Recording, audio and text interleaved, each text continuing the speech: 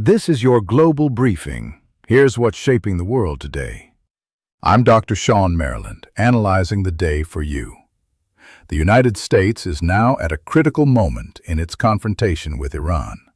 But questions are growing about whether strategy is keeping pace with escalation.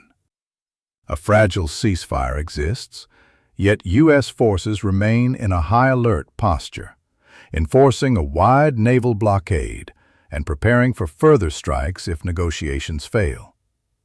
President Donald Trump has repeatedly described the conflict as nearing success, at times even suggesting the war is effectively won. However, ongoing military deployments and continued hostilities suggest a far more complex reality on the ground. This gap between political messaging and operational reality is significant. Declaring success too early can create strategic blind spots, especially in conflicts that are still evolving. Meanwhile, Defense Secretary Pete Hegseth has taken a notably aggressive tone, stating that U.S. forces are locked and loaded and ready to strike Iran's energy infrastructure if required. Targeting energy infrastructure carries significant risks.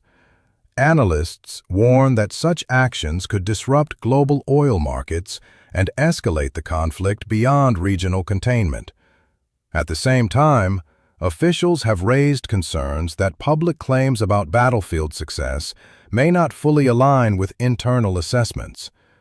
Iranian capabilities, including missile and drone operations, remain active. The consequences are already being felt globally. Disruptions around the Strait of Hormuz, a key energy corridor, have affected oil and gas flows, raising economic concerns worldwide. For Europe, this conflict is not distant.